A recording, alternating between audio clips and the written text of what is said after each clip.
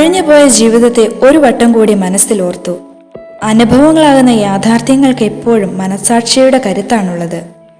സന്തോഷങ്ങൾ, സങ്കടങ്ങൾ, വിജയങ്ങൾ, പരാജയങ്ങൾ, വാശികൾ, ഉപേക്ഷകൾ, വിട്ടുകൊടുക്കൽ, ചേർത്ത് പിടിക്കൽ, മറയ്ക്കൽ, മറക്കൽ, ക്ഷമിക്കൽ, ഇങ്ങനെ പിന്നിട്ട വഴികൾ പഠിപ്പിച്ച പല പാഠങ്ങളുണ്ട്.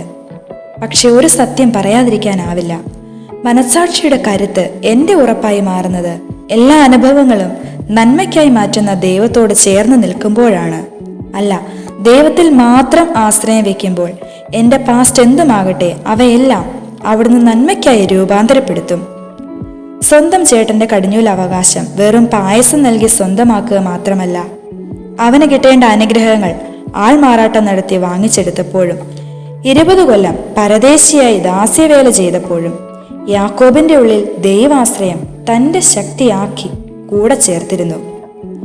ആ ശക്തിയാൽ നയിക്കപ്പെട്ട് തിരികെ എത്തുമ്പോൾ യാക്കോബ് ഏസാവിനോട് പറയുന്ന ഒരു വചനം നമ്മുടെയും ജീവിത ബന്ധിയാക്കാം. ദൈവത്തിന്റെ മുഖം കണ്ടാൽ എന്ന പോലെയാണ് ഞാൻ അങ്ങയുടെ മുഖം കണ്ടത്. അത്രയ്ക്ക് ദയോടെയാണ് അങ്ങ് എന്നെ സ്വീകരിച്ചത്. കുറച്ചേറെ പേർ എന്നോടും ദയ കാണിച്ചതിൻ്റെ ഓർമ്മകൾ. ദൈവത്തിന്റെ മുഖമാണ് അവർക്ക്. ദൈവം എന്നോട് കാണിക്കുന്ന കാരുണ്യത്തിന്റെ വിതരണക്കാർ. അപ്പോൾ ഒന്നോർത്തേ മതിയാകൂ, മറ്റൊരാൾക്ക് ഞാൻ എപ്പോഴെല്ലാം ദൈവത്തിന്റെ മുഖമായിട്ടുണ്ട്. വിളിച്ച ദൈവത്തിൽ ആശ്രയിച്ച് ആ മുഖമാകാൻ ഏവർക്കും സാധിക്കട്ടെ.